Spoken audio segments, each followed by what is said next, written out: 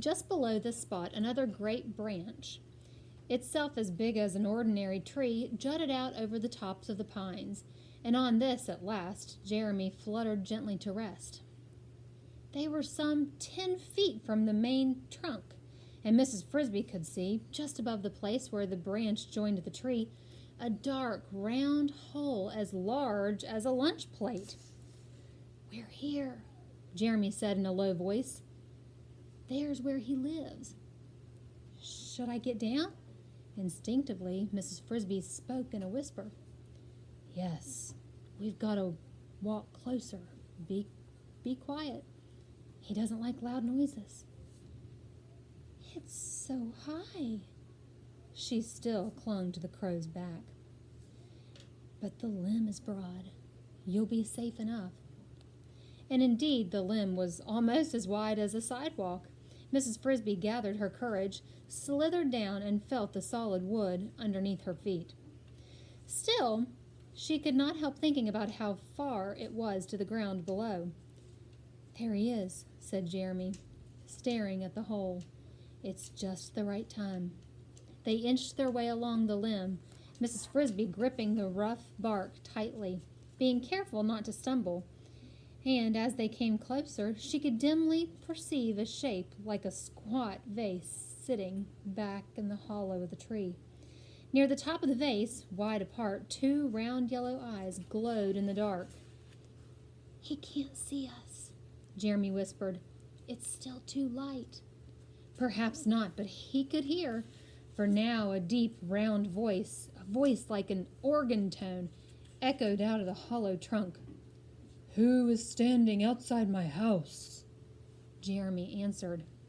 "Sir, I am a crow. My name is Jeremy, and I have brought a friend.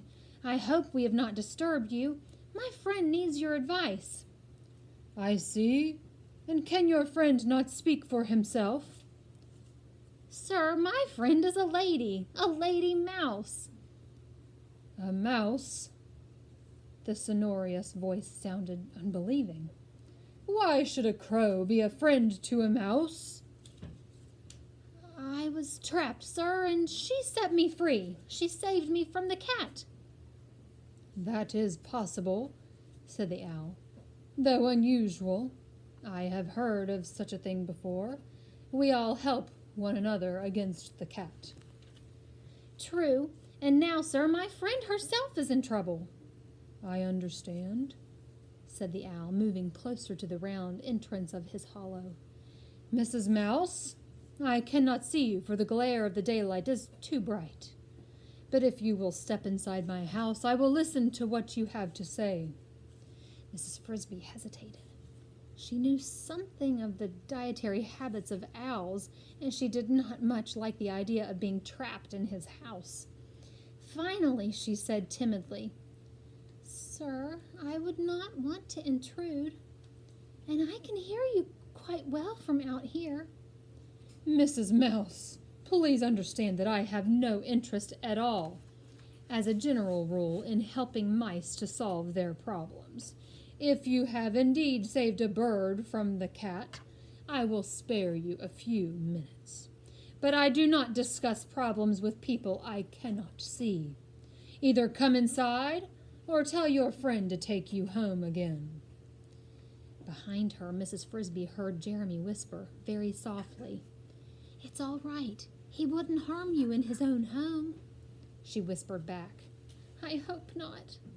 She stepped up the limb to the hollow, climbed over the sill, and stepped inside. Up so close, the owl looked very large.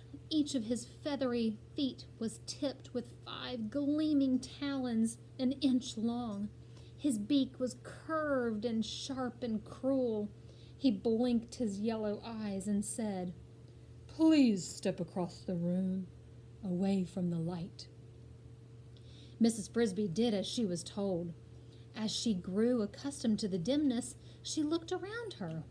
The chamber into which she had stepped was spacious. At that level, almost half of the huge trunk was hollow and clean. But the floor was extremely rough. It was not really a floor at all, but only the jagged ends of dead wood sticking up from below, like stalagmites in a cave, so that Mrs. Frisby had to climb rather than walk as she crossed the room.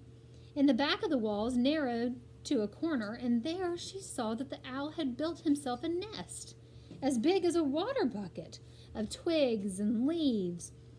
From the top she could see protruding some wisps of the feathers with which he had lined it. When she got near this nest, she stopped and faced the owl, who had turned from the light of the doorway and was peering at her with his great yellow eyes. Jeremy was nowhere to be seen. She could only hope he was still waiting on the limb outside. "Now," said the owl, "you may state your problem."